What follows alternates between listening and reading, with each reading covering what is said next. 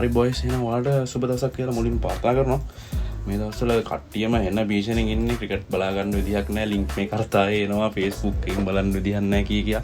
ගොඩ කට්ටිය අපිට කමෙන්ට් දාලා අහලා තිබ්බා. අද බැලුවේ අපි පොඩි වීඩියෝ එකක් කියන්න ඇඩ්ස් නැතුව කොහොමද මේ අපි T20 World Cup එක බලන්න කියලා. හරි අපි වැඩි කතා ඕනේ වීඩියෝ එකට යමු. අපි ඉස්සෙල්ලාම net connection එක දාගෙන Google එකට යමු. Google එකට ගිහිල්ලා සර්ච් කරන්න web crick CRIC අපිට එනවා මේ පල්ලෙහාට මේ තියෙන්නේ web crick live. ඔක දෙමු. දුන්නාන් පස්සේ පාමනේ සයිට් එක ලෝඩ් වෙනවා. මේකේ පළවෙනිම සයිට් එකට ඔක යන්න. ගිහිල්ලා මෙතන තියෙනවා මේ ලෝගෝ එක. දැන් මේ තියෙන්නේ ඔක්කොම දැන් මේ මැච් තමයි.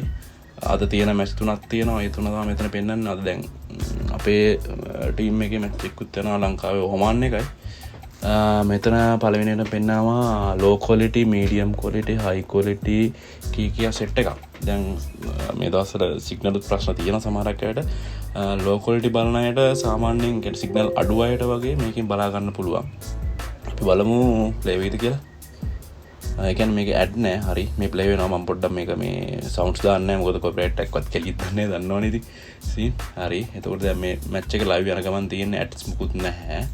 ඊට පස්සේ අපි බලමු තව තියෙනවා දැන් සාමාන්‍ය quality අඩුයි එකේ. මටත් පොඩ්ඩක් මේ අඩුයි මේ වෙලාවේ සිග්නල්.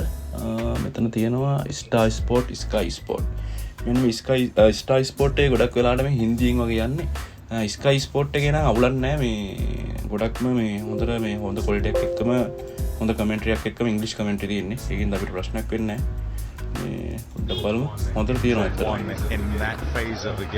මේ හොඳට ඇඩ්ස් නැතුව දෙයියනේ කියලා බලා ගන්න පුළුවන්. මම මේක මේ sounds off කරන නැත්නම් copyright එකක් වදී කියලා.